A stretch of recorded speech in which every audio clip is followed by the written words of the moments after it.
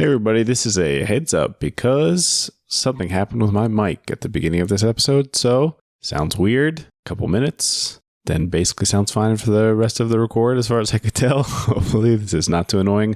If you want to express your disappointment, send a picture of a bug to Jake on Twitter. Bye.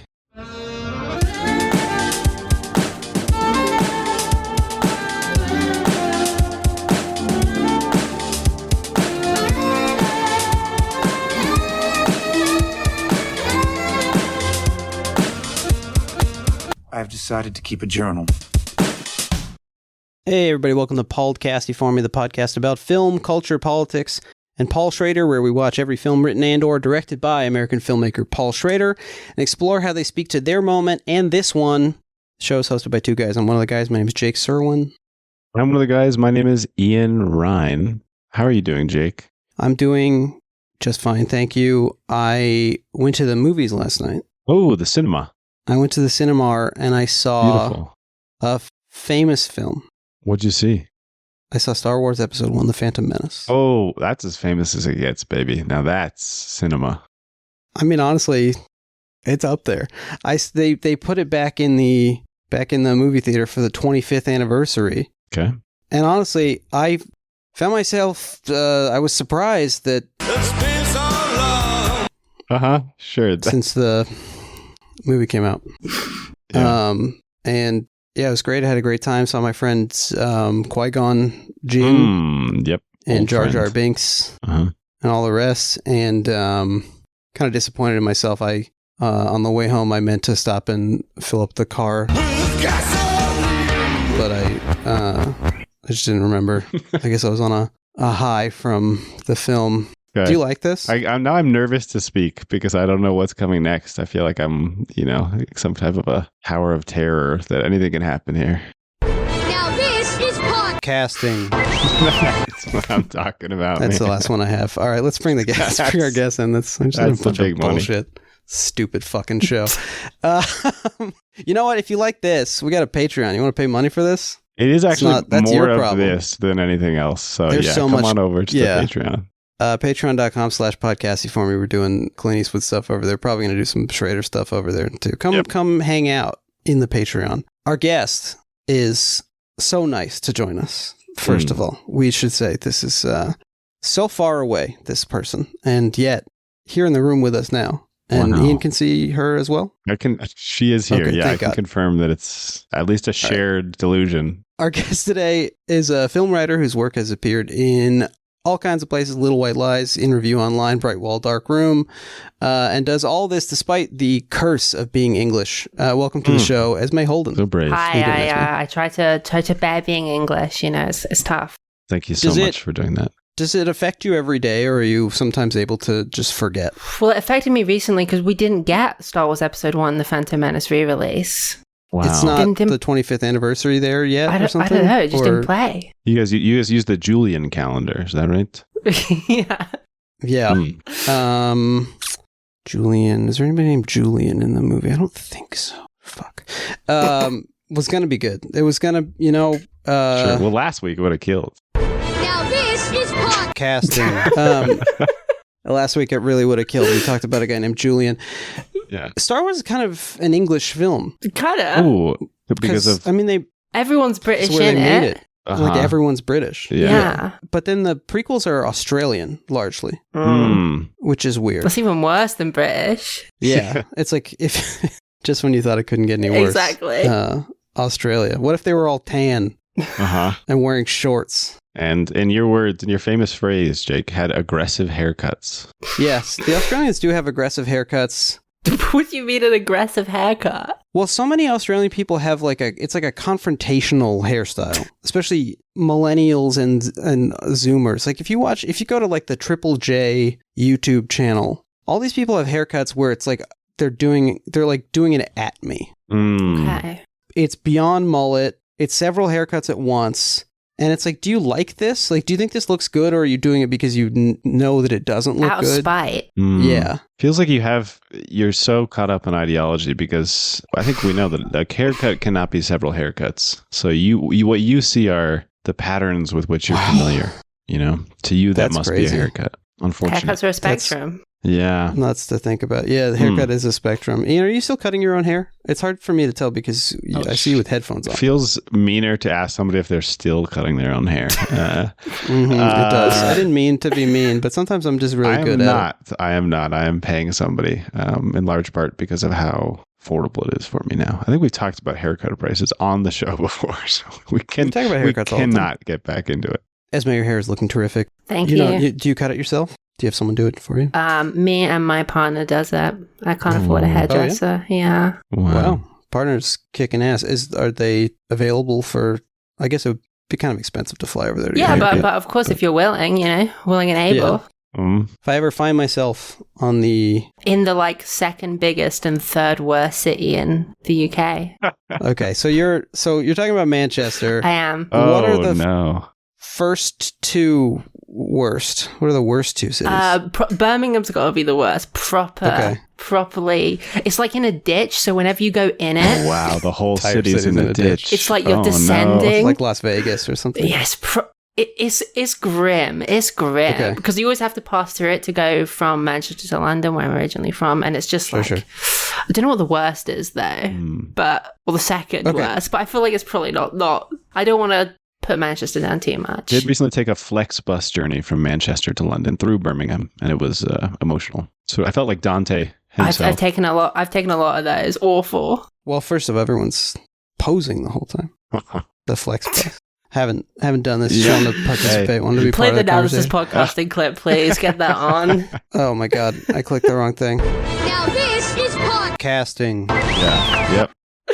I love it. We're doing great. We're having a good time. I'm having a good time.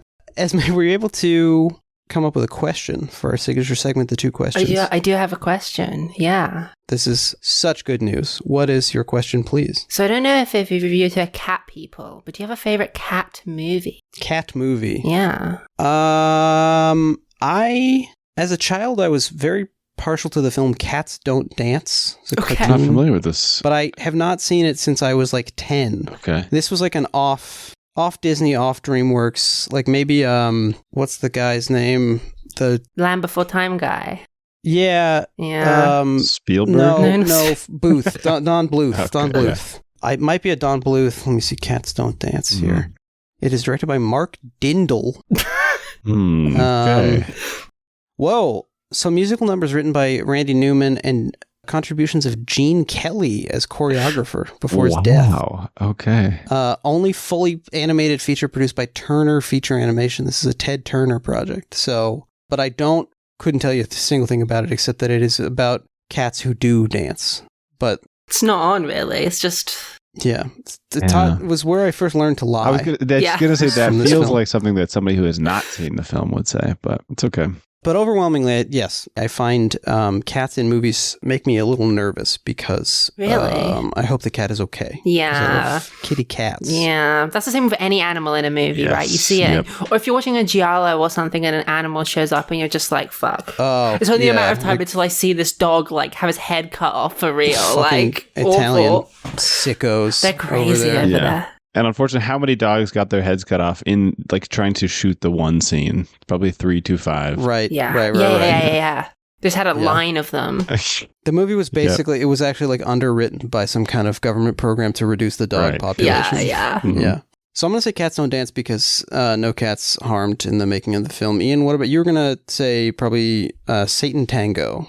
Yep. I do like Bellatar. I was going to say, of course, the recent... Cat gets hurt in that film. there's a sort of an interesting secret agent film, and maybe the secret agent himself is a little cat who lives in backpack or something. I don't know what. I'm talking about Argyle. Yes. Argyle film. No. Did you see Argyle? No. Why would I have seen Argyle? Well, you take a bus weekly that where they is play bad movies Actually, on... great points. You're right. Yeah. I have seen many strange films.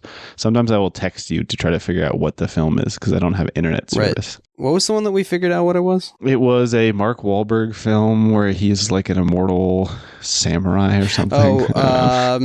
Sounds awful. The fuck is that thing called? It just came out. Infinite, bad, yeah. I think. Yep. Never That's heard right. of it. My real answer is going to be probably Whisper of the Heart. Oh, yeah, shit.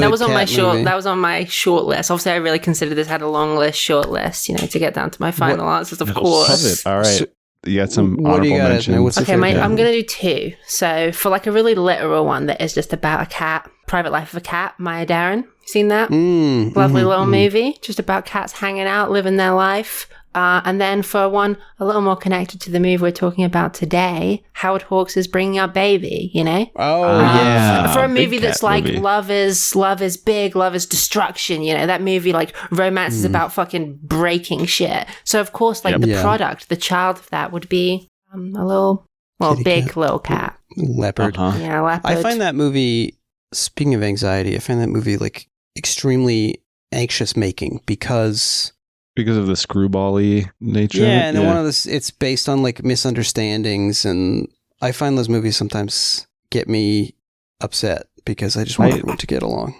well, See they, what I mean? they usually do is the good thing, so you can always kind of keep that in the back of your head. And most of them, most everybody in them is dead, which also helps. They're all at also peace brings now. you great peace. Yeah. Yeah, I you understand. look at Katharine Hepburn and then you go, thank God she's gone.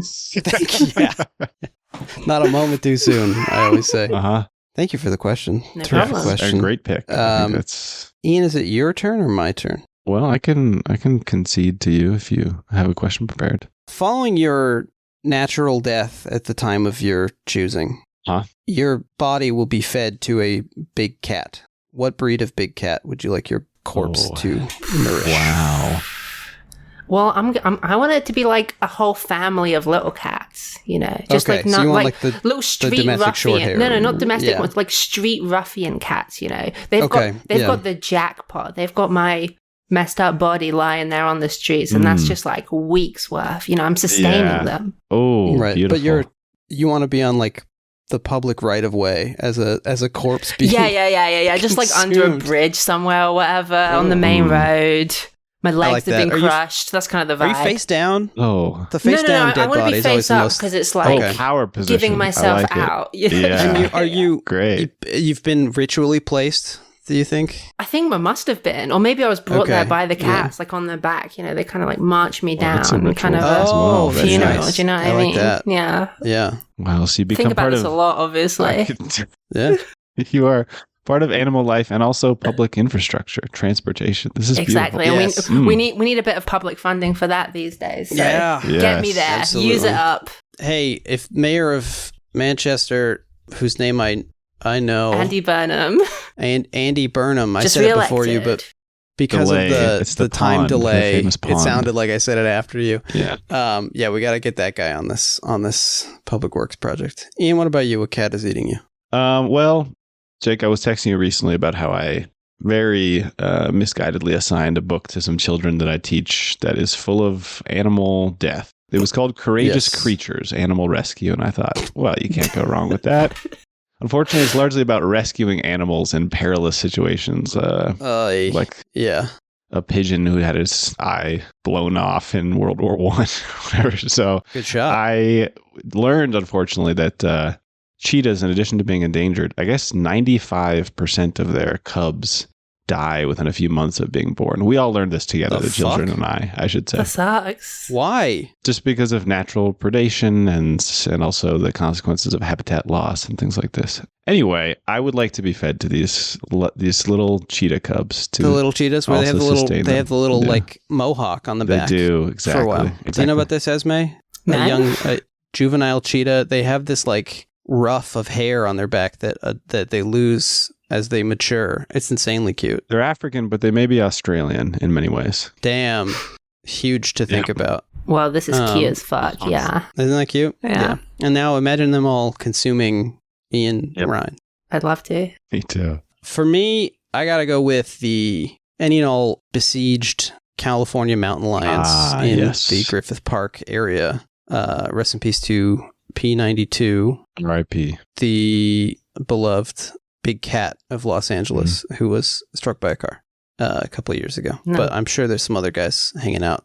This is their town, we're just visitors. And so I'd love for them to eat me. And honestly, they don't have to wait for my death. Anytime. Like if I got Anytime's took good out for you. It would hurt, but I would think like, you know what? Respect. Based on what we saw in this film, does seem like it would hurt. If It does. any indication. Game recognized game.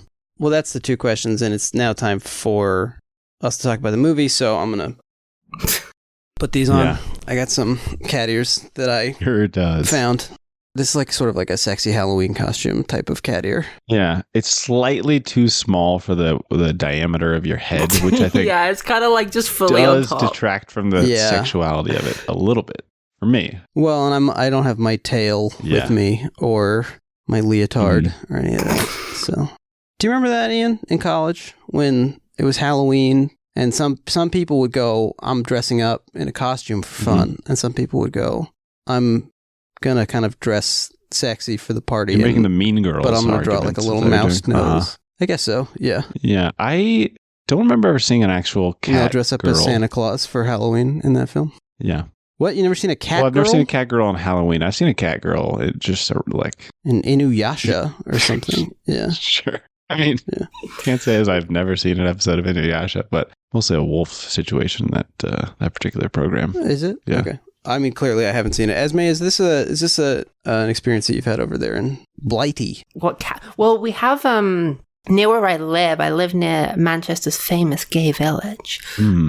And it's not cat girls or whatever, but we do have like furry conventions, like I'd say every couple of weeks, and you just see Wow. them out there fully suited up in like Are they? the miserable weather. Can you tell if a furry is gay? That's one of the sort of the beautiful things about the furry is that. I thought that was kind of the deal, you know. It's often Well, I think in the they're mix, just certainly. Yeah. I feel like they're just in the LGBTQ space. Yeah. Yeah, they're just horny like unidirectionally. Like Maybe they're so. just insatiable. The ears are slowly moving toward the front of my head. As you They're speak, like yes. contracting. That is true, yeah. All right, I'm taking the cat Okay. ears off. Would have been cool Um, to see you get a sorry migraine for in the- real time during the episode. Yeah, that would have been pretty good. Pass out halfway through. Don't worry. Yeah, that's coming. This is the film Cat People, directed by Paul Schrader, released April 2nd, 1982. Esme, what's your relationship to Paul Schrader and to this film, if you have one outside of talking about it today? Well, this is the first time I've seen this film. I'm very familiar with the Val Lewton movies that it's remaking. I'm a big fan of those. The super short, 65 minutes, but still like, they don't use that time to pack in stuff. They use it to be spacious and like elliptical and suggestive. So I love Spooky. those. Yep. But Paul Schrader, I was a bit late to Paul Schrader. Obviously, I saw like Taxi Driver and like all of that when I was a teen, but I didn't really get into him until like Card Counter came out, and I'm like, okay, this is like speaking my language. And then I kind of went back and seen a few here and there. He's an interesting guy. He's not someone who I have uncomplicated feelings about, Sure. especially in regards to women, which is interesting to do one where it's like a woman-led film, I suppose. Yeah, We'll get into that a bit We more. certainly we will. yeah. And Yeah, he certainly okay, said good. he said he entered plenty of words into the public record to make this as much about men as possible. So, Yep. Brilliant. we do have a bit of where's the little news theme? We do have a bit of Paul the News that's fit to. Well, it's Paul the News that's fit to print today. I don't have any Clint All news right. really. Yeah. Shut the fuck up. That is from the RKO intro. So Ah, That's cool. films as Yeah. well. Thematic. Yeah.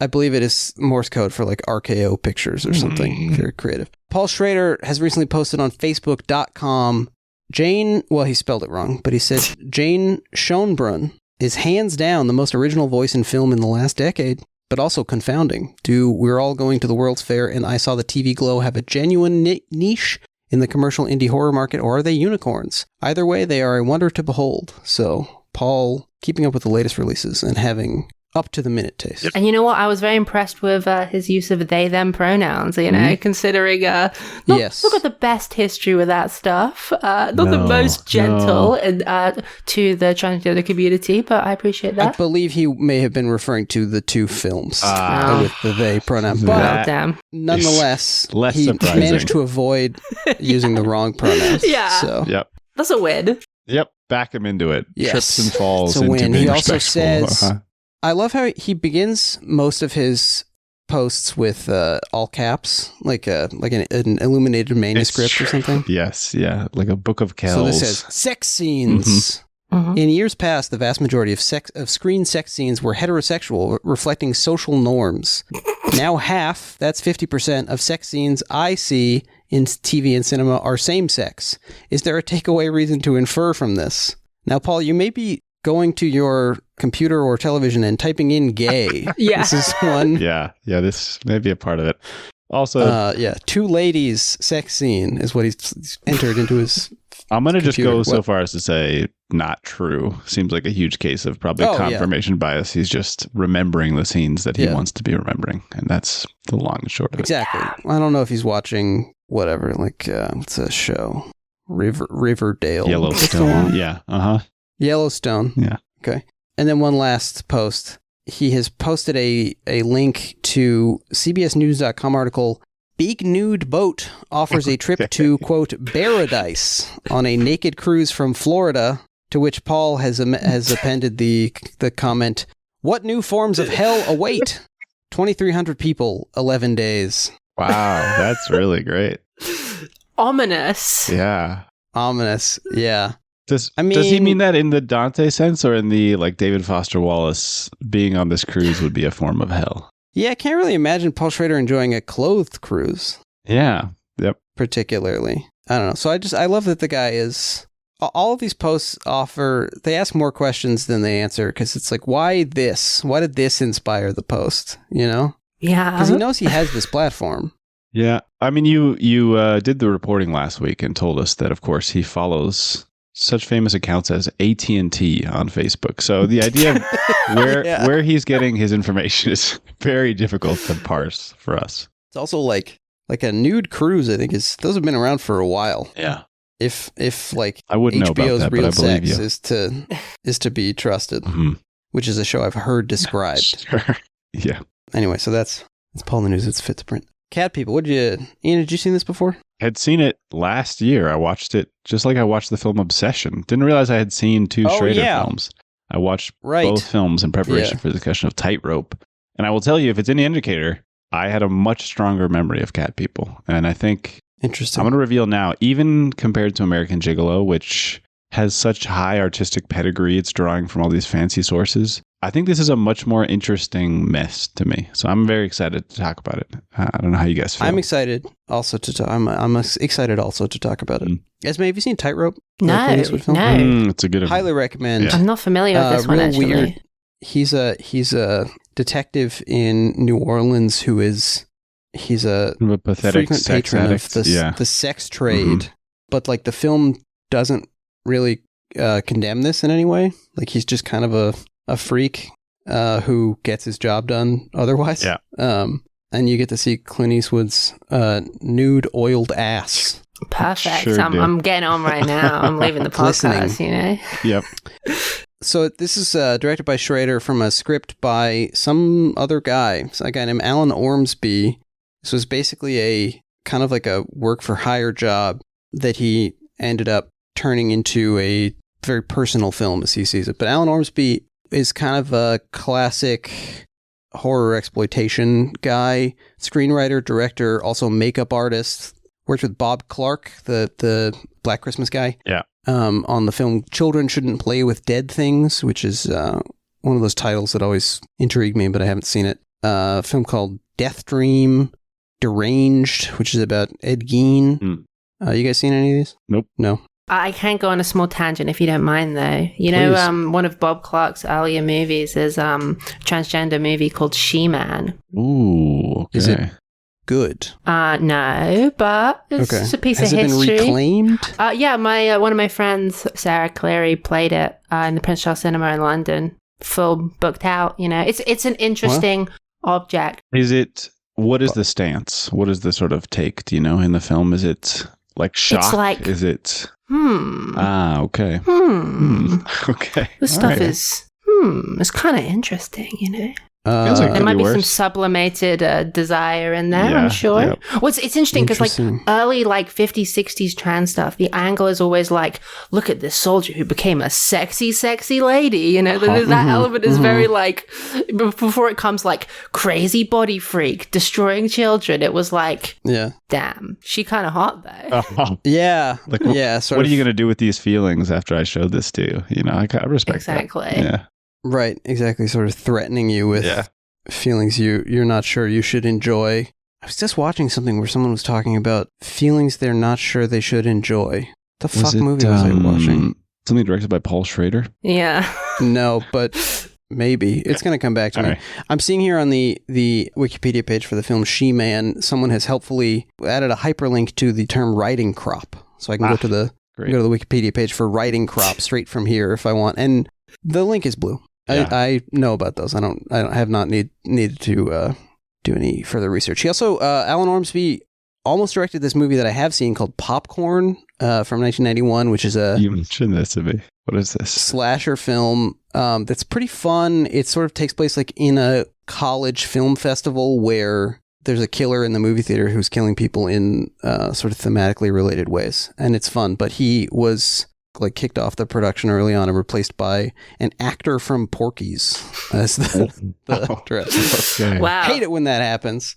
And so that's Alan Ormsby, but Schrader does his rewrite thing.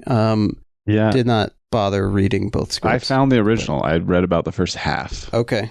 Fair amount of it is the same. I initially Okay. did think that our old friend Schrader had injected the incest plotline because the character of Paul does not appear for about 60 pages. He's only in Notably, leopard mode. the character's name is Paul. Yeah, that was Yeah. the first thing I thought.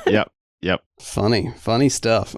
It's of course a remake of the 1941, 42. I think. 42. Well, in England it was 42, but over here, film directed by Jacques Tourneur and produced by Val Lewton.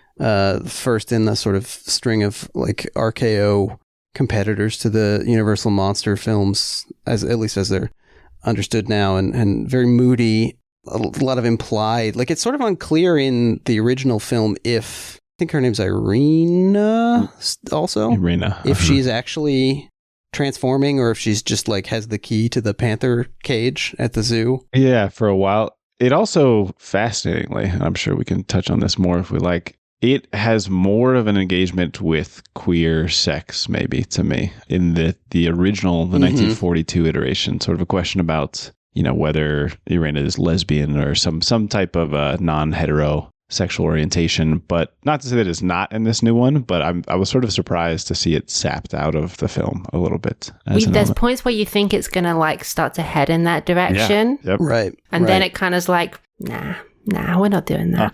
Exactly. I mean, there's a thing that happens maybe starting with, I mean, I don't know, I haven't written the monograph, but beginning maybe with like, I don't know, The Postman Always Rings Twice or something, the Bob Rafelson one. There's like a way that post Hays Code and post Bonnie and Clyde and all that, films noir start to get re-examined, remade, where you can just show everything. Like nothing has to be implied anymore. And I generally find these to be like less effective because I think the implication, they got so good at implying things in the 40s and 50s that just showing like a really naked lady, ultimately, like, I get it, you know? Have you ever read the novel of The Postman Always Rings Twice? Or the I have. Pretty intense stuff. It is. The way it describes like sex and violence together is like, this guy was having a great time writing this. Yeah, right. Good Typing time. it one-handed. Yeah. It's there's a Christian Petzold sort of adaptation of it called Jericho, I think. Okay, Something I've like seen that. that one. familiar It with does this. like with Nina Haas. Okay. Nice. All right. Transplanted to Germany. But yeah, there's you know, and then you get things like, I don't know, Bram Stoker's Dracula and Hollow Man and some of those like 90s remakes of the 40s horror movies where there's like blood and nudity and severed arms and things like this. I don't know, what do you guys think of this sort of practice generally of remaking a classic film? I mean, to me, it's because genre films, science fiction or horror or the uncanny, basically since their inception have been this like blank slate to be able to talk about stuff. I know in memory, in sort of cultural memory, we think of Frankenstein as like a monster novel, but it's a novel about what it means to be human and your experience of like, romantic interaction with nature and things like this. You kind of won't shut up in that book, honestly. It rules, actually, I think. But I think for me, that's why it makes these things prime for remakes. I actually don't mind at all, as long as the person who's remaking understands they're trying to do something else with the text. I don't see that as an issue. Whether I kind of agree with you in the sense that there was a period where required mores created more subtext than maybe directors would have been inclined to include otherwise. And obviously that makes it more interesting and sort of like more available for readings. Whereas even films that I enjoy, you and I were talking about The Hunger. The Hunger is cool. It is cool, but it's certainly on the more explicit end of things. I mean, features and the queerer end exactly of things. One of these famous queer sex scenes that Paul's going on about. And I think I still enjoy it. I think it's great despite it being more explicit. It just sort of like brings the ambiguity to other areas, which I think can still be effective as long as it's there somewhere. Esmé, what do you think? Well, the thing is with Cat People as opposed to these other movies is that like the whole like strategy of these Val Lewton ones is to really lean into that like spaciousness and that like ambiguity, because like Post Minority Ring Twice has that stuff in there and it just has to tone it down, for necessity. But like the Val Lewton really made the choice to make that the point of the movies, even right. Some of them that are super dense, like I Walked with a Zombie, is that what it's called? That one is like dense with stuff, but it's still so like suggestive, and so it's like right. This was never wanting to be like a pulp thing. So I guess it's just like fine to do something totally different with it. But I feel like you can't really go down the same route because I don't think you could get too much more. I mean, I was reading a little bit about like the cinematographer and stuff, and some of the scenes they recreate, they're like, yeah, we just did it the same because like, what are you going to do? You're going to do it better than exactly. Yeah, exactly. You're just fully not. So, just needs a different imagining of the idea, I think, is really the way to go.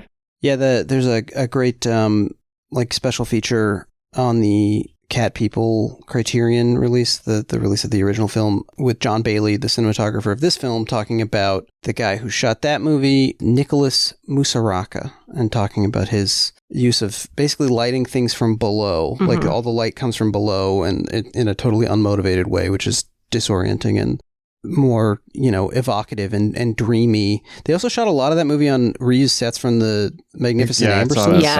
Yeah. You're right. Crazy. It does create shadows where you would not encounter shadows in life, which is dreamy. Like in the pool scene, shadows on like the lower half of a room. So good. Great. Yeah. We should say also that the credited screenwriter on the original, DeWitt Bodine, full name Homer DeWitt Bodine. Just guy's got some of the weirdest names. Was a gay man who was like living with actor Val Dufour in the 50s. He was his companion, as they said at the time. So like all that's in there distinctly. And we talked on our American Gigolo episode about how Paul Schrader was going to gay clubs in LA and taking his shirt off and holding other men to feel something. But can't quite say he was fully a queer filmmaker. I think that would be irresponsible to say. Where should we start? How should we? I have a place to start. Oh, wonderful. Perfect. So like one of the reasons I was really interested to watch this movie is because I want to see what like a Paul Schrader movie from a woman's perspective is. And this is nominally from Natasha Kinski, I can't remember her character's name, Irina, whatever. From her point of view. Yes. Because like in the Paul Schrader movies, usually the women it's kind of an interesting dynamic. They're either like ciphers they're made into ciphers by characters. So you think of like Hardcore, the way he like turns his daughter into like a symbol of purity, or actually are just made ciphers by the movie itself. Like the ending of Hardcore, I would suggest, is like not a very character motivated ending. It's kind of and obviously the recent movies, which I really like, the Man in Room trilogy, all have I feel complicated things about the women in those movies. You know, I probably feel something similar to that. Yeah, I mean, I think that's right. I think they all serve as like, as complicated as the characterization can be, or as like nuanced as it can be, they still serve as sites of change within the male protagonist's mind or life in some way. They have a certain like angelic quality. Do you know what I mean? Like they're going to guide them into like the better place. Yeah, this certainly comes up. Schrader on Schrader talks a lot about, I'm going to say it in the kind of fancy way because I had a high school teacher who insisted that we call her Beatrice. But Beatrice. Well, that's how Dante would say. Yeah, exactly. Yeah. Which, to my mind, I don't think is at all in the Alan Ormsby or in the original. So this does feel like kind of a Schrader injection. But it is strange because I think, like you're saying, Esmé, mostly we interact with that type of figure through the eyes of whoever is obsessed with them. And that does make them either kind of a cipher or this symbol of like grace that Paul Schrader loves. This like somebody who is able to forgive or overlook or help guide you out of a world of sin. It is interesting to make that character the main character. He does still seem to have trouble resisting the urge to switch to like John Hurd's vision of her or something, right? It's sort of like instinctual for him to want to understand her that way. And I think it's worth noting, as she gains like erotic, like sexual self-awareness, the movie kind of moves further and further from like her point of view and becomes like watching her, you know.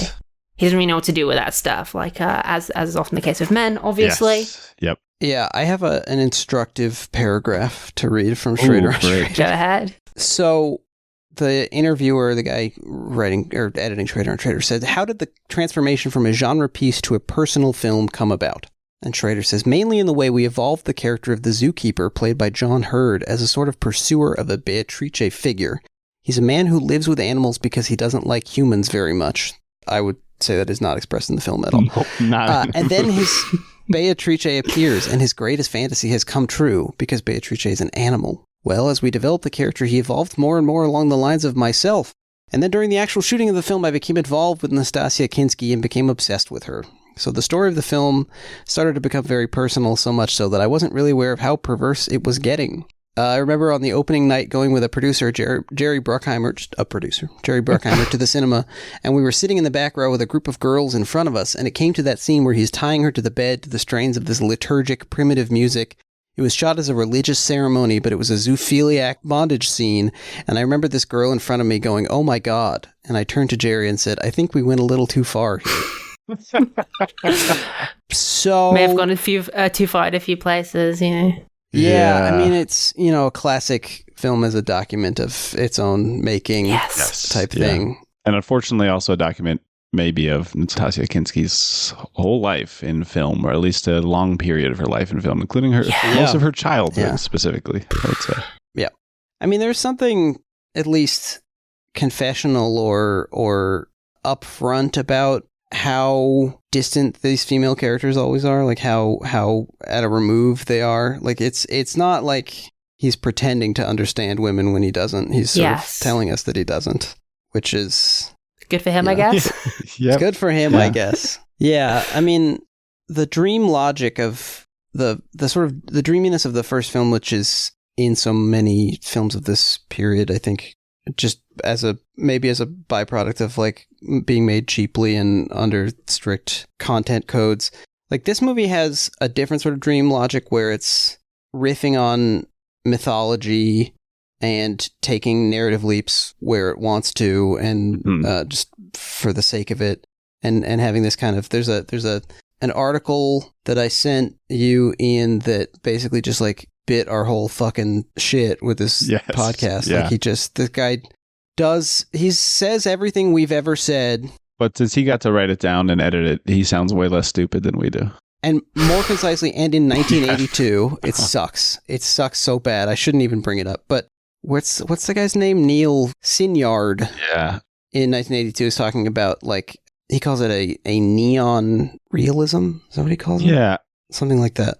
Where there's like a real neon look to this film from the very beginning, where like the colors are garish and they don't it's like oversaturated and I think it's in direct opposition maybe to the original Cat People, which besides just being in black and white, I think is heavily choosing to obscure or to light in ways that sort of challenge you to engage with things. This is like throwing all those elements in your face and sort of creating a different type of challenge to understand where to look or what to look at.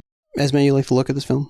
How do you feel about the Yeah, visuals? yeah, I did like it. I don't necessarily love the cinematography in terms of like the construction of shots. I feel like there's a lot of this like kind of not very direct wandering camera where it's just moving around in a way that feels a little bit like imprecise and like not very interesting to me. It just feels like movement for the sake of movement, to be honest. But like the actual aesthetic base is nice, and obviously it adds into like the setting change, which is a big vibe shift in the movie as well. You know, it goes from like cold to sweaty, basically. Yeah, it's transplanted to New Orleans. Yeah. From New York City. From New York, yeah. New Orleans is this site of, it's like the old city in North America. It's the one that could most conceivably be haunted because it's been around long enough, and it's suffused with all these non-European cosmologies and transformation myths, like your voodoo and hoodoo and all that kind of swampy, eerie stuff. Yeah. Which the movie doesn't really have that much interest in. Yeah, it's very other interesting. Other than as a surface,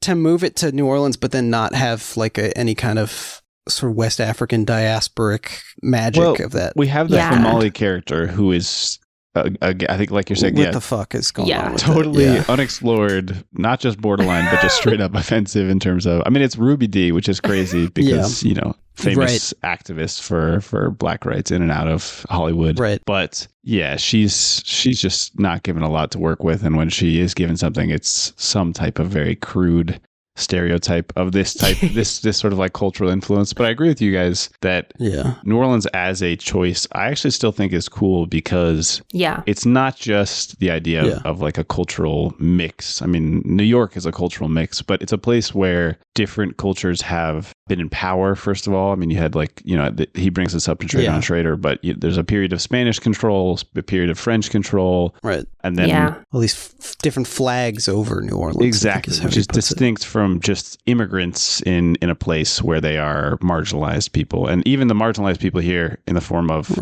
West African slaves, they have such an enormous like just population force that I think they also exert more of an influence on the culture than they would in even like a Chicago or something where it's more recent arrivals to the cultural formation process. So I think it's a cool milieu. Yeah, I feel like that population is like just around the corner somewhere else where they're not filming. Just over there, just kind of that direction. I believe it was Lynn Lowry who plays Ruthie, who said that Paul Schrader managed to get every actress in the film topless except Ruby Dee, which I don't know if he did that intentionally, but it is interesting.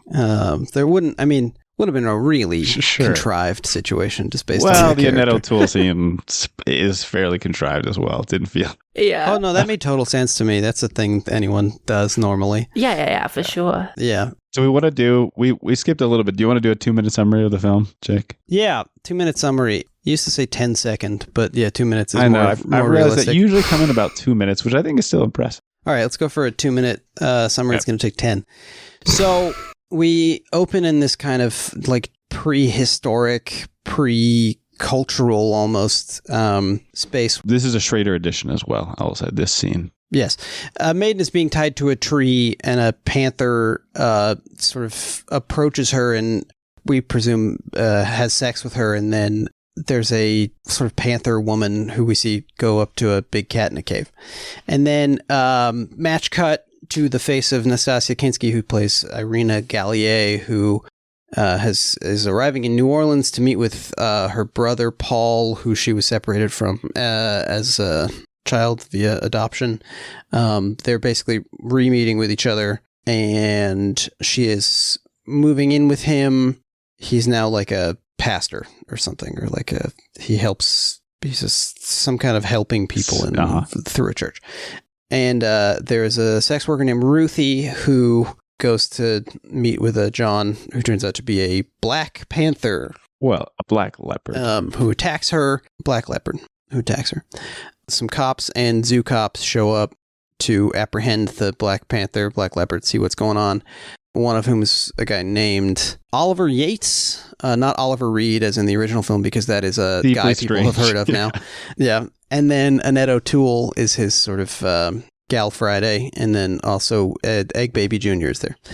And he apprehends the panther with his dart gun. They take it back to the zoo, and at some point, Irina meets with Oliver. They start to fall in love or fall in attraction with each other. She can't find her brother. Turns out her brother was the panther. This is a hard movie to do in 2 minutes, to be quite honest with you. Okay. The panther tears Ed Begley Jr.'s arm off, and he dies from arm loss. The scene rocks, and the blood unfortunately. I splashes. think it's great. Yeah, it does. The blood splashes at the feet of Irina, and she crosses some kind of sexual threshold. Yeah. Turns out, it's revealed to her that Paul and Irina are both like panther people. If they have sex with someone who's not a panther person, they will turn into a panther, and they have to kill in order to return to human form. He wants to have sex with her because it's free, basically, which is true about incest. It's sort of like a freebie. And Paul Schrader recently posted on Facebook that a lot of the media he's seeing is concerned with incest, and he doesn't know where this is coming from. But Paul he attacks Oliver. Alice shoots him. He does an autopsy on the panther or the leopard, and a human arm shoots out of it along with a bunch of green gas. It's really cool. Yes. And then meanwhile, Irina starts to turn into a horny cat lady, stalks Alice in the public pool where she's topless for no reason. And she then has sex with Oliver. She turns into the leopard, but she runs away. She's then sort of cornered on a bridge, jumps into the water. He meets her at this lake house where they had a date, and she's turned back into a human by killing the guy who was there. And basically, she begs him to kill her, and then he says he won't. She wants him then to have sex with her again so she can turn into a panther and go live as a panther, which he does, but he ties her up first so that he can then keep her in the zoo. And we end with a sort of pickpocket-esque ending, except that it's one of them's a man feeding meat to a leopard through the bars of a cage. And David Bowie, that's cat people. Yeah. He says some stuff before that, but yeah, that's the film Cat People. It's a fucked up movie. Yeah. This is one of the more fucked up endings of a film. Yeah. In my opinion. Especially given that Schrader this is the source of the famous, possibly apocryphal story of Nastasia Kinski telling Paul Schrader, "Paul, I always fuck my directors, but with you it was difficult." Brutal, man. Really Brutal. hope that was true. Yeah. She was 20, I think. And Jeez. he's 35, 36. Not a good 36, though. Do you know what I mean? Yeah. Yeah. No, he's a mind more than a body, I think. Some of us are one, some of us are the other. Some of us are both, obviously, like me and Ian. But so should we just talk about the ending? I feel like we have to talk about the ending. Sure. let's talk about the ending. We'll jump back to anything else that we want to talk about. But let's talk about the ending. Yeah. If I was Nastasia Kinski and I knew that I was having some kind of a sexual relationship with Paul Schrader, and I saw the movie that ended like this, I would leave. I'd go to the airport directly from the premiere. This is frightening. Yeah. But I think also as a cishet man, this is not an unfamiliar way that I've seen cishet men conceive of women. Yeah, For sure. we mentioned Not me, of course, but certain podcast co-hosts, perhaps. Ally. Yeah. We talked about. Well, I mentioned this Jodie Foster interview of Nastasia Kinski, and in that interview, they talk a lot about being the object of obsession for people or idealization, right. And unfortunately, I think they communicate very clearly. They're both 21, and they're speaking so eloquently about these experiences that unfortunately I think are both artistic and personal for both of them. And also, we should say this is, I believe, the first Schrader film to be made after the attempted assassination of Ronald Reagan, and also he's scouting locations for the film in New Orleans, gets back to his hotel, and the FBI is waiting for him there to ask him if he knows a guy named John Hinckley. Yes. Yep.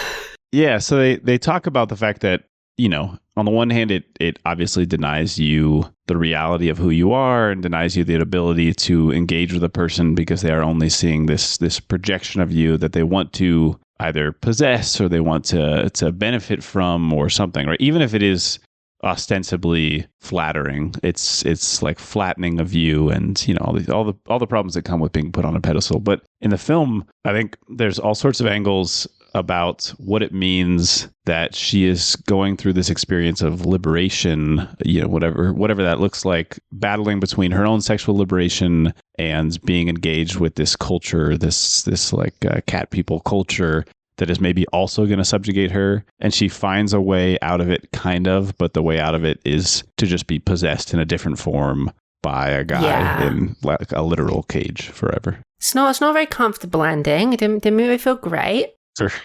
Sure. I think so it's interesting, right? Because obviously the obvious thing to say about it is that a woman comes to her own sexual awareness, to her sexual liberation, sexual power, and then a man has to lock her up, you know. Right. Many such cases.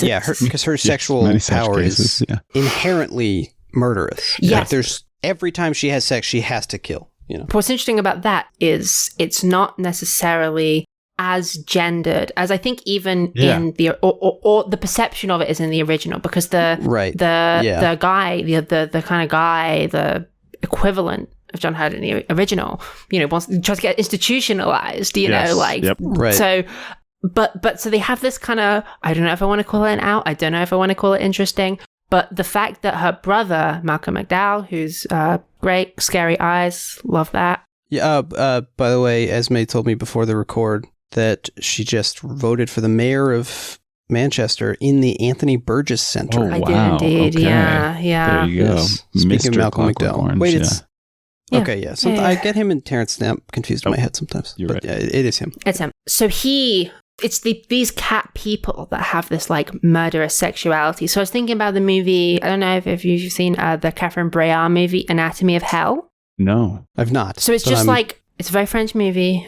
Just a man and a woman, a gay man actually and a straight woman, exploring each other physically, basically trying to find like the disentangle sexuality from like gender and like gendered expectations and not doing a great job at it. You know, they didn't really figure it out. It's a French movie? Yeah, I know, right? That's the whole movie. Pretty unpleasant, but it's really about trying to like find out where the like locus of these like expressions of sexuality come from. It's very much penetration as, you know, stabbing, as patriarchal like force. But for Schrader in this movie, sexuality is more essential and more essentially violent, at least for these characters. You know, it's not something that's like societally put on necessarily. It's actually embodied in both men and women. And there's some implication that even the non-cat people have the same desire. Like there's a match cut from when Malcolm McDowell is stalking, you know, someone who he's going to kill. And he takes a photo and then it cuts to John Hurt taking the same photo of Natasha Kinski. That's kind of implied there. So it's just more overall sex negative as an essential quality as opposed to like a politically like expressed thing, which obviously you can tie into the religious stuff that everyone's going to do. Yeah. But it's just interesting. Well, I mean, Schrader's relationship with sexuality is, I've noticed, somewhat vexed. Yeah, to this day. Yeah. Especially, and you know, there's this sort of pull. It's both like can take you to heaven and to hell. There's a great article in this book, Refocus, the films of Paul Schrader. It's just like an edited volume. There's an article called Schrader's Women, Cat People, and Patty Hearst by Brian Brems, which sort of tries to align these women at the center of the rare Paul Schrader film with this sort of typical Schraderian hero, the man in the room, and talks about, you know, this like Irina's relationship to sex is not that dissimilar from Jake Van Dorn's in Hardcore, right? It's like tantalizing but also destructive, which, you know, I'm interested what you think, Ian, about the introduction of the brother character, because like two of the biggest influences on inspirations for the original film are these there's two short stories, and Ambrose Bierce story called The Eyes of the Panther and an Algernon Blackwood story called Ancient Sorceries, both of which are about female were-panthers. Where basically, like, as we know, all dogs are boys and all cats are girls. Yeah. So when some man transforms into a beast, it's a wolf, and when a woman transforms into a beast, it's a cat, I guess. But here we have the man cat, the he cat in Paul. Yeah, well, first of all, interesting. I mean, all of them are drawing from, I think, a actual folk or mythological tradition of were-cats. I think often they appear specifically in like... Mine are in the other room. Mine as well. Wait, the same? What the fuck? Yeah, we have... It's like that famous tweet about putting a leash on a dog, saying you and I have the same dog. I can't believe this. Anyway, were-cats appear, I think, in lots of like African traditions, specifically in the same sense of like being associated with a special class of people who are maybe related to gods or sort of like a mandate of heaven style reason for being rulers. But I was doing some reading, and I would love to get your guys' opinion on this, because I don't know how familiar you all are with cultural anthropology, but there's two big figures that were sort of the foci of a debate in like the 80s. There's this guy, Clifford Geertz, who is considered like the father of American anthropology, or one of, and his big contribution is called symbolic anthropology or interpretive anthropology. And what he was looking at, or one of the things he was looking at, is when you look at a ritual or a practice of a people, you can't just look at like the physical description of that thing, what actually happens, because by nature, you're going to project onto that whatever your cultural assumptions are, right? So Sure. his solution to this is to interview the subjects and get their interpretation of the practice itself, which for him, the primary takeaway of that is that cultural formation and manifestations of cultural practice are not a monolith, right? So even in a single practice, if I ask you about what it means to you, you're going to reveal that it's not exactly the same as what it means to your neighbor. So there's not this sort of like condescending, well, the Samoan people have this ritual that means such and such a thing to all of them. You know, that's not the reality of individual experience. So for him, it's about the way individuals interpret those symbols and then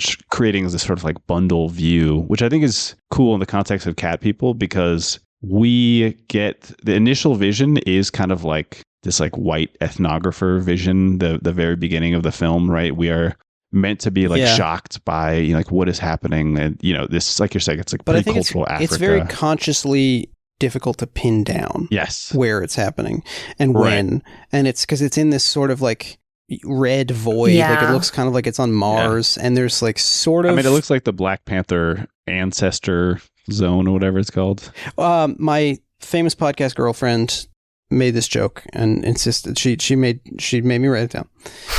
Black Panther, of course, as we know, goes to the ancestral plane. Okay, yeah. Whereas Irina goes to the ancestral plane. Really strong contribution. Thank you so much. Now this. Yeah, that's true. Yeah. So it is this weird, like, outsider look, right? Yeah. I don't know. I mean, I don't know how you guys feel about the beginning of the movie, but it doesn't try to explain like the subjectivity of the people involved at all. It is like this Schrader strange practice. Yeah. In Schrader on Schrader, he says that he doesn't care very much for the original film. He's not that much of the horror movies that he likes, if you can believe it, generally have to do with like religion. So he cites The Exorcist. He does, and Rosemary's Baby as well. Yeah, as a favorite. Yeah, which is interesting because this book comes out before he does his very maligned or like cursed, I would say, Exorcist prequel.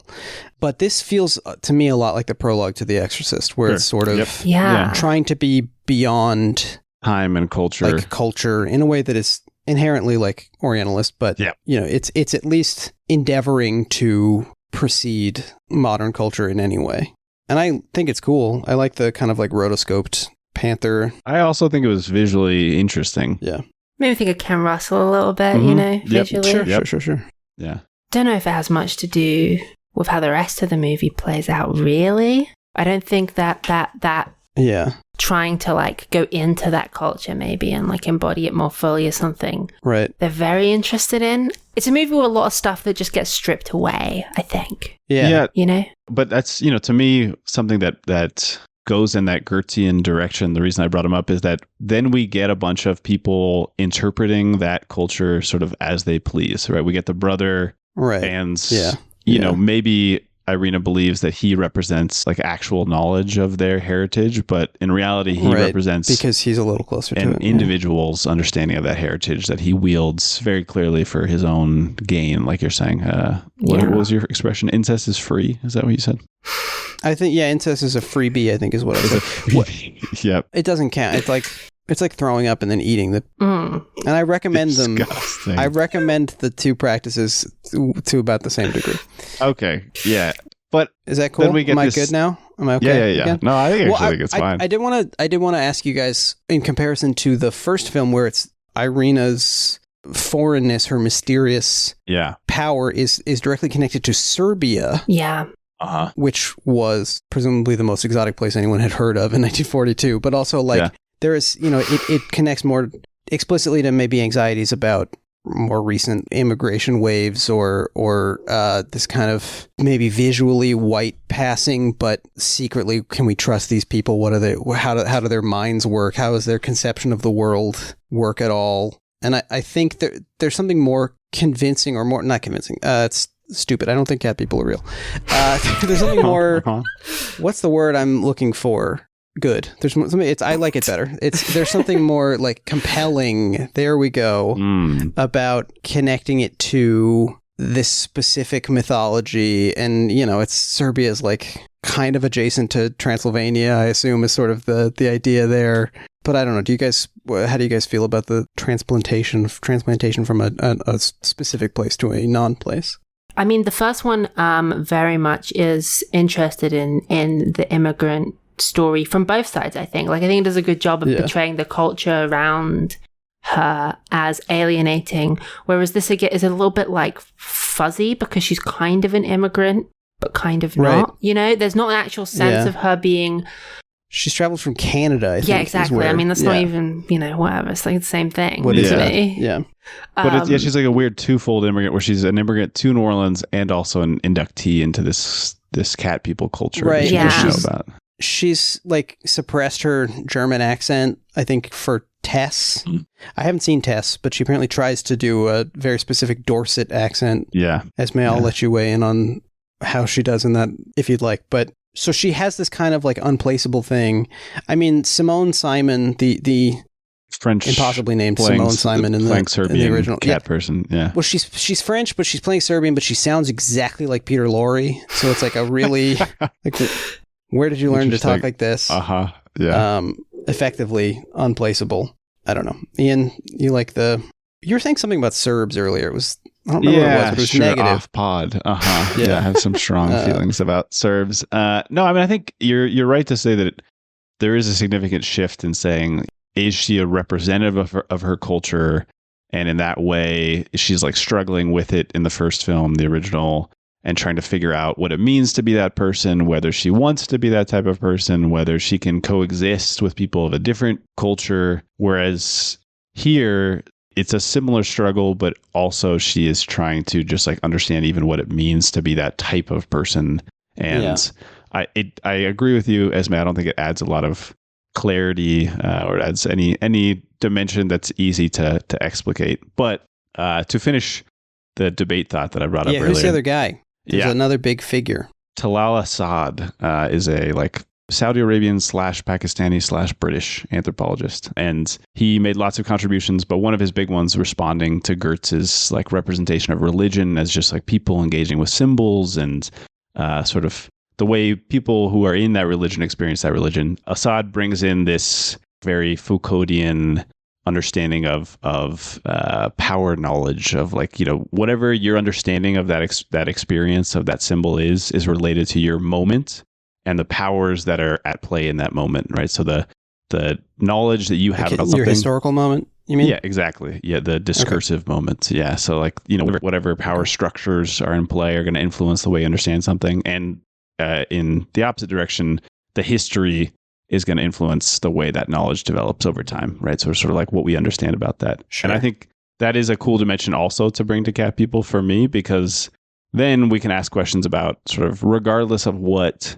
original cat person practice was, right? If we can even give it that much to say that it's coherent enough to be an actual culture. What Irina is experiencing is an expression of power relations, like materialist power relations. And I think those are the power relations that you see in New Orleans specifically, which I think it's a great choice of. You are bringing in like West African culture, mixing it with a bunch of other European cultures that don't even agree with each other, and then trying to understand, like, can I be this type of person? Who is in charge of me? Can I be in charge of myself? And are these practices that developed out of one cultural moment, do they even make sense in this cultural moment, right? So sort of like, I think, right.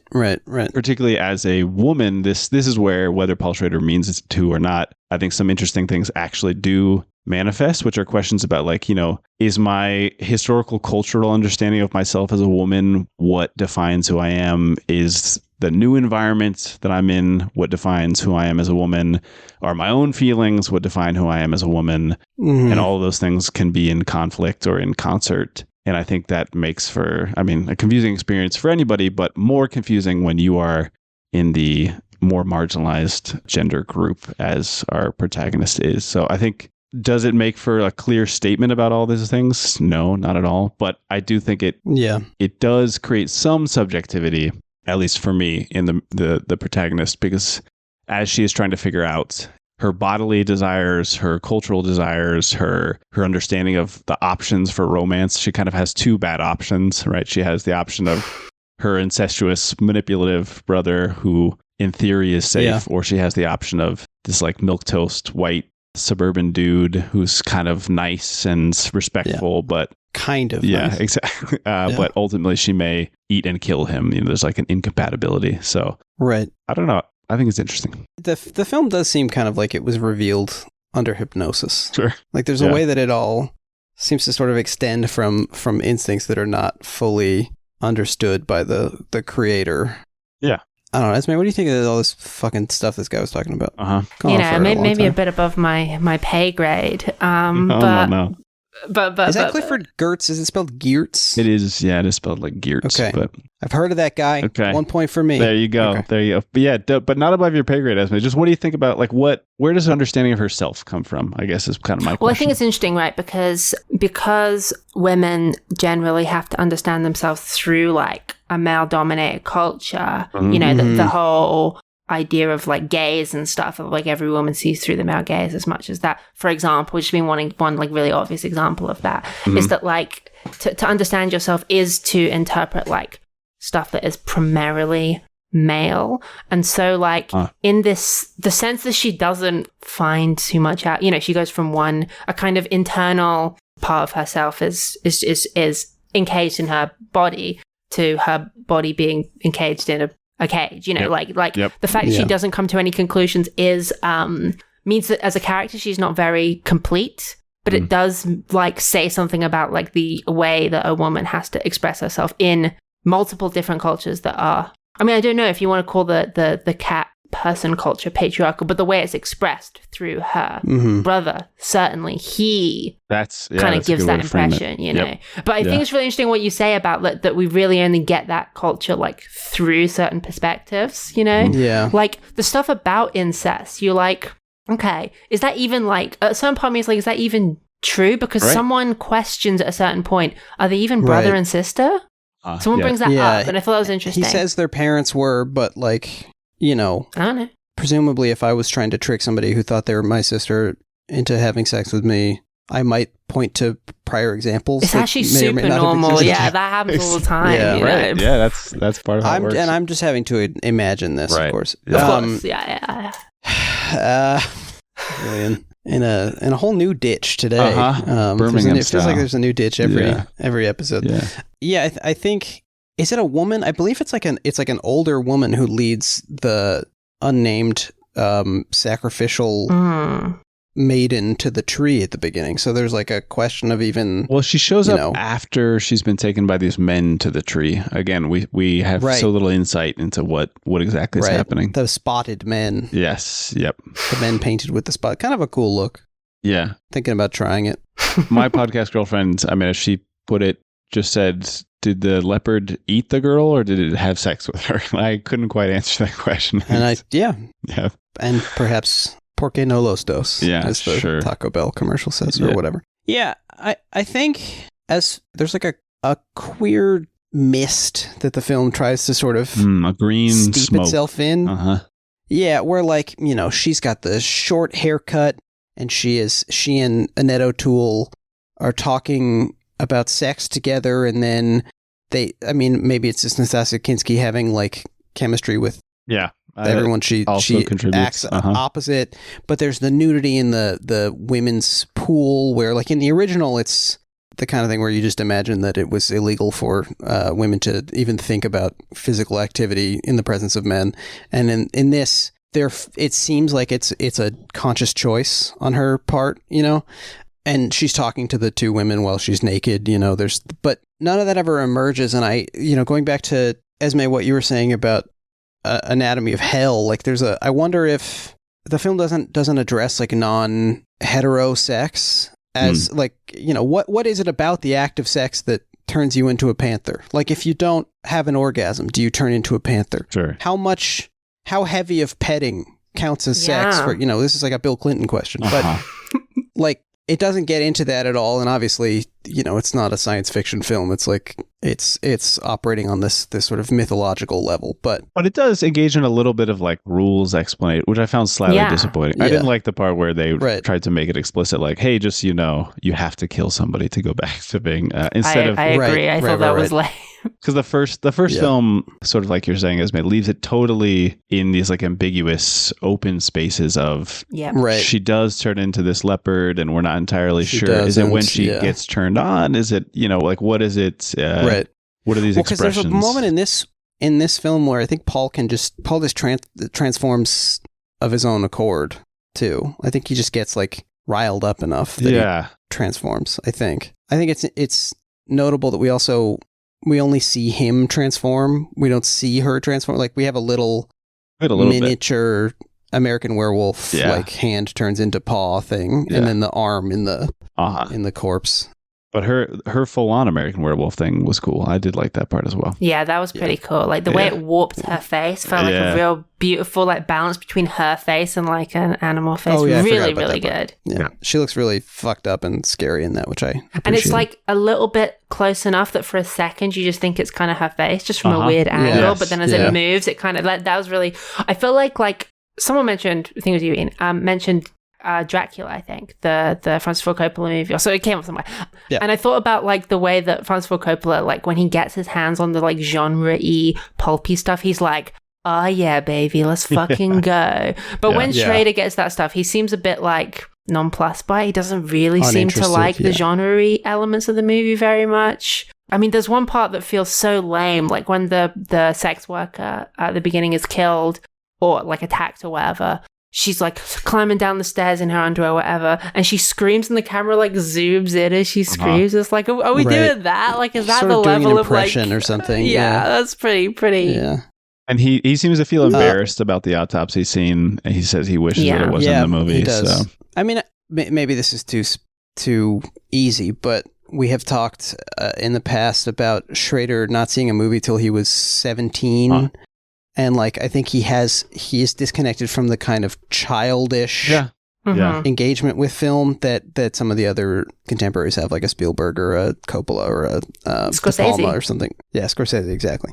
Where it's all intellectual for him, and any of this sort of entertainment stuff is a little more obligatory than something he takes pleasure in.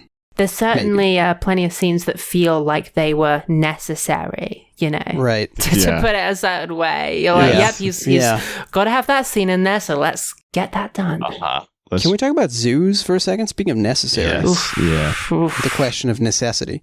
Now, I'm going to warn my girlfriend and anyone else who doesn't want to hear about sad stuff happening to animals to skip ahead to a different podcast, frankly. Just any old podcast will do. I think Rogan might be good. Yeah. But I've been doing some research into zoos, and specifically, the zoo as recreated in this film. The zoo, these tiny ass cages were constructed on the Universal backlot. This was not a real zoo that ever existed. Also in the first film, very similar dimensions to the very cave similar. zoo. Yes. And I did make a trip yesterday to the old LA Zoo section of Griffith Park here in LA. The former site of the LA Zoo is now like a picnic area in Griffith Park. And it's depressing as fuck. Like really upsettingly small enclosures, and they have nothing to do with what an animal might want to be around. They're just places for an animal to be held, to be observed, you know? Something I really wish the movie explicated on, amongst many things I wish it explicated on, is like John Hurd's relationship to like entrapment. Because, you know, he's the zoo guy. Yeah, he's like the number one zoo man. And he seems to be the only animal related person in the whole of the city. Like whenever there's like shit on the right. It's such a strange zoo where like Annette O'Toole is helping with surgery, but also working in the gift shop. Like it seems like it's a zoo that is operated by 3 people. Well, I will say it does seem like zoos in real life are these weird conjunctions of like you're a pro animal researcher and also kind of a vet and also a warden, a prison guard for animals. The history of the zoo is like Victorian, right? It's sort of like, I mean, they've been around, like menageries have been around forever, but like private animal collections and things like that, or just, you know, thinking about like gladiatorial combat between like an ostrich and a polar bear or whatever that they found on imperial business. Yeah. But by the way, the old zoo, the old LA Zoo was built on the grounds of Griffith J. Griffiths. That's the name of the guy who the park is named after. Yeah. Griffith J. Griffiths Ostrich Farm. He just like had a bunch of ostriches. And of course, I'd be remiss if I didn't read my favorite sentence in all of Wikipedia from Griffith J. Griffiths' page. Griffith's legacy was marred by his notorious shooting of his wife in 1903. His notorious shooting of his wife. Anyway, the zoo is... it's like a thing that exists because, you know, out of cultural inertia or something. It exists because it exists and has lately been looking for a more legitimate reason to exist. And, you know, there are the arguments for the zoo generally center around things like conservation, awareness, awareness, animal research, and then, you know, it's the people point to endangered or like extinct in the wild species that have been brought back thanks to zoo breeding programs and reintroduction. I learned that has happened like 3 times. That's happened so few times. And by comparison, most of the animals in the zoo are there to be on display. Like they're there to be looked at. I mean, it's, you know, it speaks to the male gaze. It speaks to all these things. And, you know, something like a tiger or a lion, apparently even in the biggest enclosure at like the fanciest zoo in San Diego or whatever, it's something like 18,000 times smaller than the natural territory of a tiger. Yep. Just horrible shit. And I think you're right to say that it's like part of not just male gaze type of psychology, but this desire to, in order to say that you want to appreciate the beauty of something, you must possess it and have it on demand all the time. You must have Jurassic World dominion over it. Right.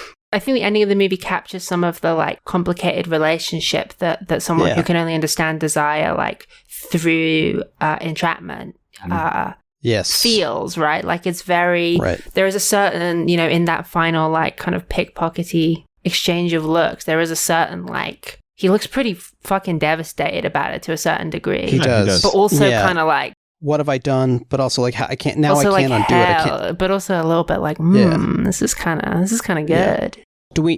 Do we know what happens if you have sex with the panther? Right. We don't. Great question. Yeah. I mean, I was just going to say that to bring it back to the first film also, one of the questions is like, what is love without sex to some degree, right? To say, what does it mean to be with somebody without being with them? And again, I hope that we're not all engaging with physical sex as an act of possession, but it feels like here it is entangled with that because you're sort of, there's a feeling that the men and Oliver Reed in the first one and then Oliver Yates. They are initially so entranced by these women. I think in the first movie, he marries her after like 2 weeks. How long do they know each other? Yeah. I don't know. He buys her a kitten after the first date, which is like so fucked up. Insane. Yeah, totally and insane. And a kitten he keeps in like a tiny, tiny shoebox. Yeah. It's so upsetting. Yeah, the whole pet store scene, that is awful. But then there's this frustration that they experience when they realize that they can't maybe it's just like manifests I'm not saying that everybody should be obliged to be in a relationship without physical contact, but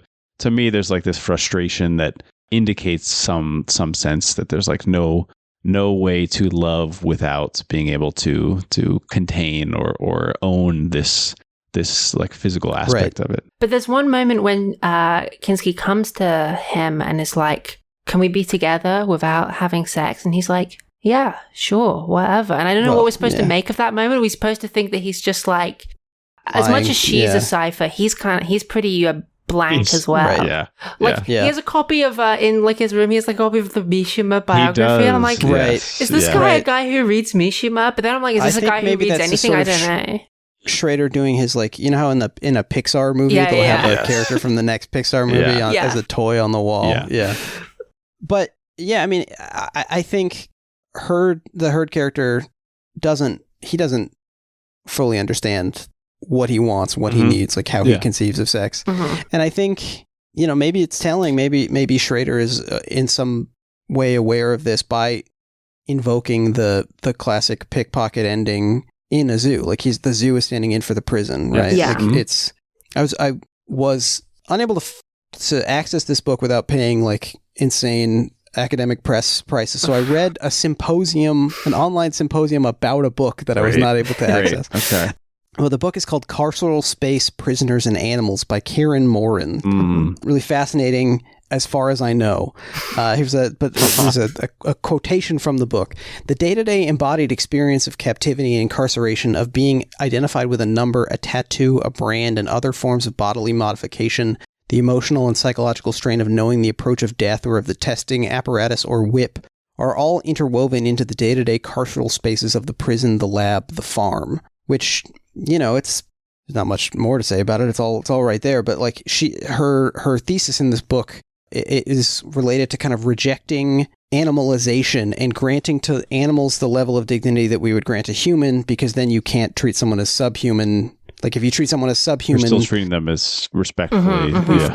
We've dismantled that logic, and I would be remiss if I did not invoke our friend Avi Dichter, the Israeli Minister of Agriculture and Rural Development, who said you don't need justification to fight against an organization like Hamas that have behaved like animals hunting other animals. Yeah. It's not going to be stopped, and we're not going to take it as something that was done and that's it. We're going to target those animals, human animals, whether during the war or after the war. Nobody is going to escape. The sort of dehumanization that we see from... it's a classic thing to say about somebody that you think does not deserve human rights, is to say that they're like an animal, right? I mean, it entitles you to all sorts of things, right? One, because you can essentialize however many features you want. If somebody's no longer human, I mean, in the past, you could also essentialize human features, but now that's frowned upon a little bit. So you have to put them in another category to be able to say they are a fixed figure that has certain traits that then I am entitled to respond to those traits because, of course, that's how they are. I mean, that is, like you're saying, even in the case of farms and stuff, a lot of the justification is sort of like, I must do this because the animal is such and such a way, right? Which is also often a massive oversimplification. And projection. And certainly in this case, it relates to the relationship to men to women, right? Women are a certain way. Sexuality of women is a certain way. Exactly. Therefore, they must be domesticated. They must be caged. They must be, if they're going to enjoy it, they have to be tied up while they're doing it, Yeah.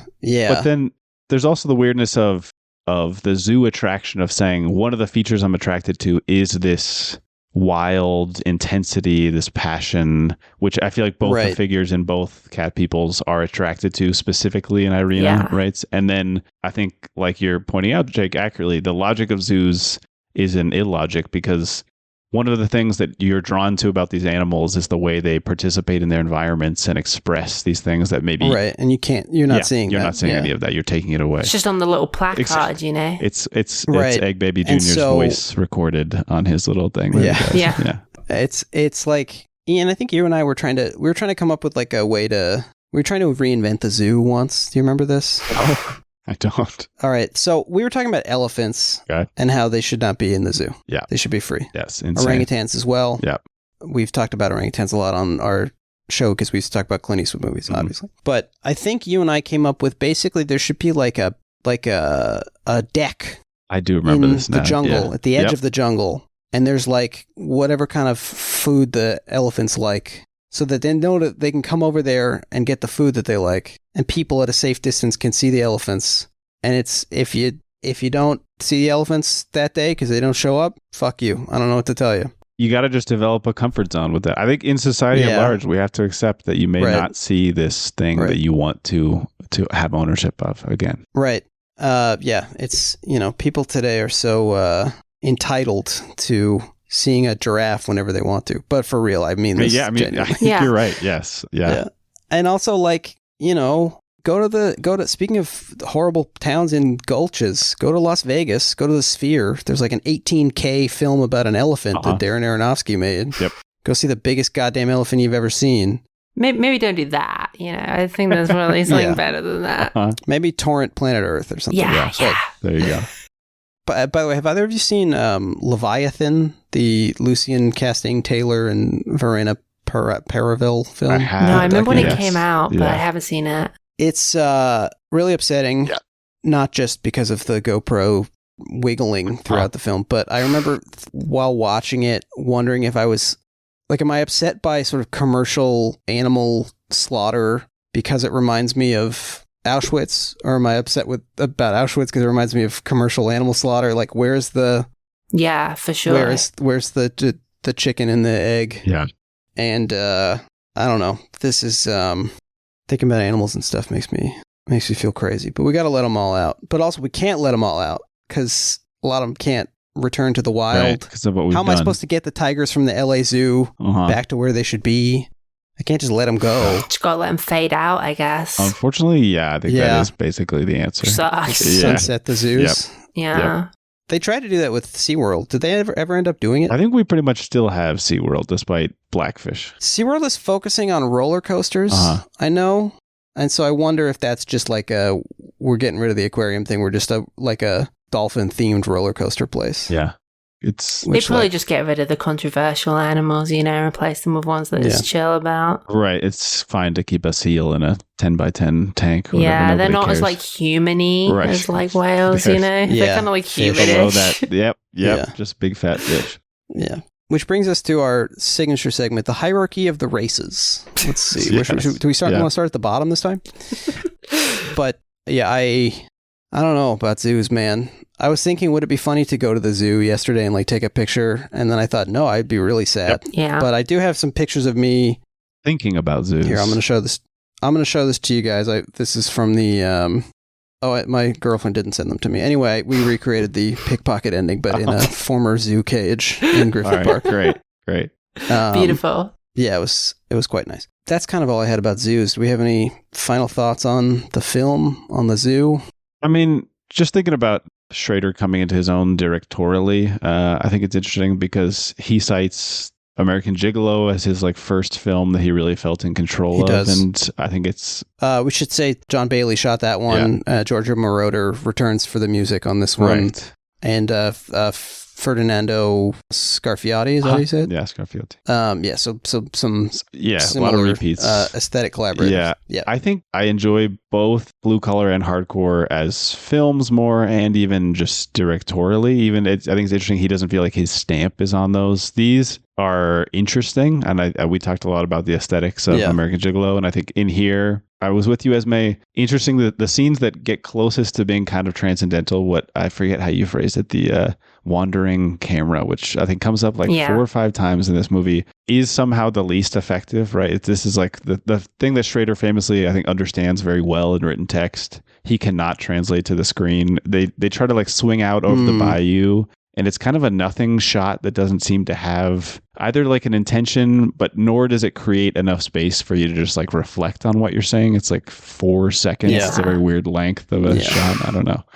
So I think there is some interesting stuff. I think they call it cat vision in the credits. I forget what it's called. Yeah, I was going to say the glowing bunny. I actually like that type of like experimenting with just strange. Maybe he feels more comfortable because it is a genre film and he could just be kind of kooky. And there's some handheld in here where he's like chasing after people that is sort of predatory and sexual. Yeah. And I think that's good. He brings in the old Luton bus, the famous scary bus noise. He does.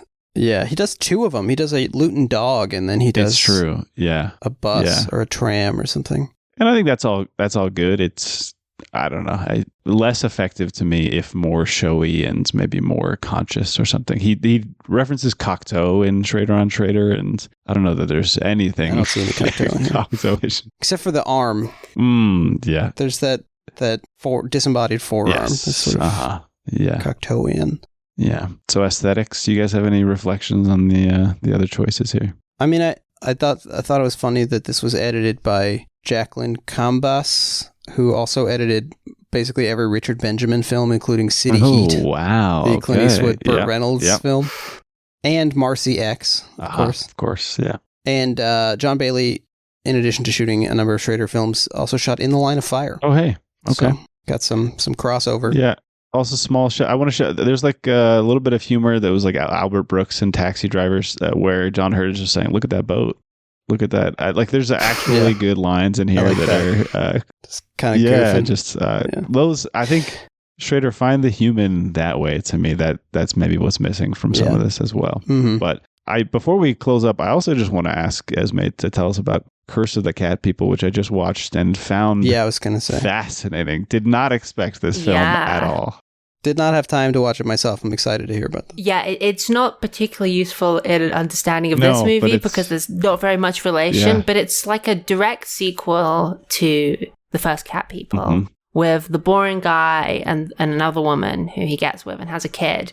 And this kid like starts seeing Irina, the cat person, as like this dream figure. It's very fairy tale like, kind of Christmas setting. Yeah. And like, you know, if you could say the Cat People movies are to a certain extent about like people reckoning with like women's personhood and desire, Curse the Cat People in a very different style, a very different angle, is like about subjectivity of a child as well. You know, like competitiveness. And also like seeking mother's love, I think in the form of Barbara, this girl that she's like competing with her mom. Yeah. And the way that like a child's imagination is a very threatening thing to the father, you know, like her maybe because it has like an ultimate like link to sexuality somewhere down the line. Yeah. Or just simply because like she becomes from being like a cute little baby, you know, a little animal, basically, a little thing, you know, you'd see in a zoo, maybe like a cute little penguin, to like someone that you can't like put a finger on, but it does that in like such a different like visual kind of style and language to any of the Val Lutens. Actually, it's a super cool movie. Not many people have seen it.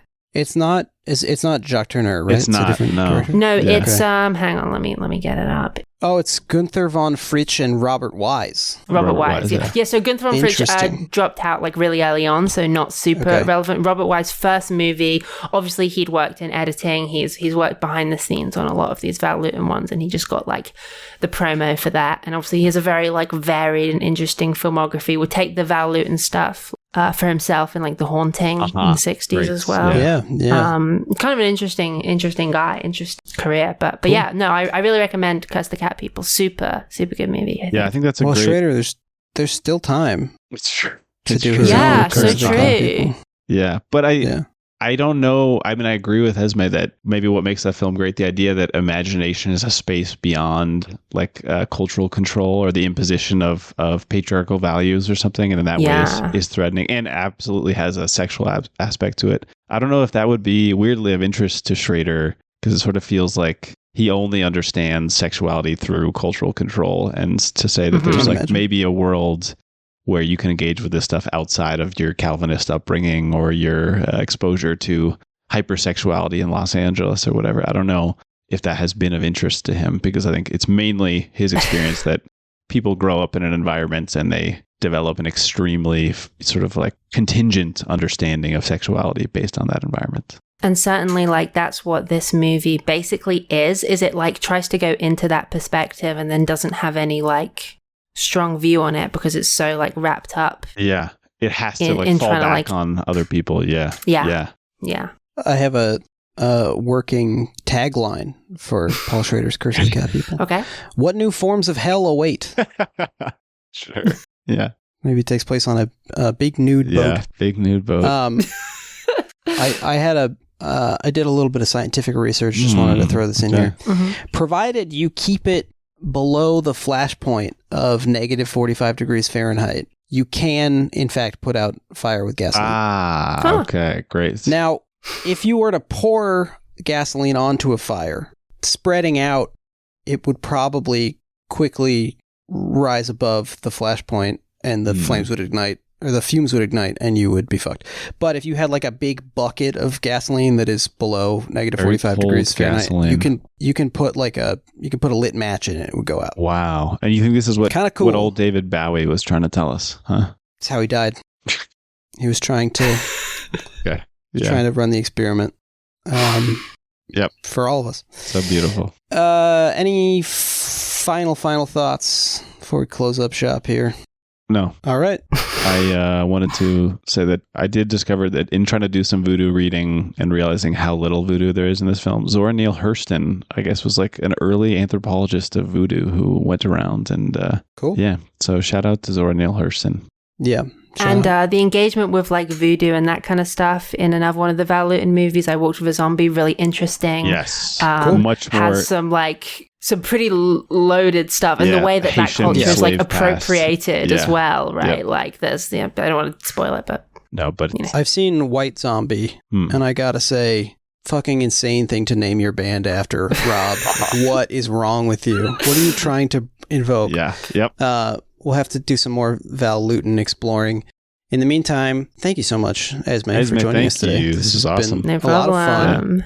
This evening for you. It's actually become night as we've been recording this. You can see like the sun is set. Darkness fell. Yeah. Can you tell us a little bit about what you're working on? Anything you got coming up? Anything recent you'd like people to check out? Well, I just did an interview with Vera Drew about People's Joker, so you can read that in review. I'm really happy with that. Coming up, I've got a personal essay on the Sweet East that'll be coming out at some point that I've been working on for a long time. And cool. On my Substack, there's a piece about Sofia Coppola and virgin suicides that should come out in like a couple days from when this comes out. Awesome. Sofia Coppola, I think, just did an interview with our old friend Paul Schrader for A24. So it's all coming together. Have you heard her interview with Celine Song? No. So funny. Celine Song's like recommending her music, and she's like, you know Hosier? And Sofia Coppola's like, I don't know anything. I don't know anything. It's great. Wow. My husband, Mr. Phoenix, takes care of all. Do you guys remember the Sofia Coppola daughter helicopter thing? Yeah. No, I don't know. That was so about fucking this. funny. Her daughter got in trouble for trying to use her mom's credit card to charter a helicopter. Wow. It was really cool. Anyway, thanks again, Esmé. This has been It's been great. a real I had a lot treat. of fun. It's been what's a cat thing? It's been a regular ball of yarn, as far as I'm concerned. Ian, I'm sure you feel the same way. Absolutely. Took words out of my mouth. Would never say that to somebody, a human that I respect. Do you want to do the last thing we have to do on the show? I do. I would like very much to do that. Thank you for reminding me. Yep. Now we have something we do on the show. It's called the Sexual Obsession Check-In. Don't worry. This is where we... Less personal than it sounds. So Paul Schrader recently said this about his upcoming film. I've never written a script about sexual obsession, and so that's the one I'm doing now. So he says he's never written a film about sexual obsession. We here on the show are trying to determine if he has ever written a film that was not about sexual obsession. We have a couple of contenders, but I think pretty comfortable for me to say that this is a film about sexual obsession. This is a softball, so. Yeah. Yeah. Softball of yarn, that is, from now a few please minutes shut ago. down the episode. Okay, I'm going to shut down the episode. Thanks, everybody, for listening. Remember to subscribe, rate us, write a review. Helps us on the algorithm. If you like the show, tell a friend, tell your dad, email a link to your old boss. Follow us on Twitter and Instagram at Podcastiforme. If you have any comments, questions, or concerns, or you're interested in co-hosting a two-person Paul Schrader podcast, you can email us at podcastiforme@gmail.com. Thank you to Jeremy Allison for our artwork. Next week is Mishima, right? Mm-hmm. That's right. I think it might be. Going to be a really normal one. And with that, I think we're going to include some audio of all 7 of our collective cats meowing. So I'm going to insert that right here. And otherwise, it's the end of the show. Don't you agree? We couldn't agree more. Bye.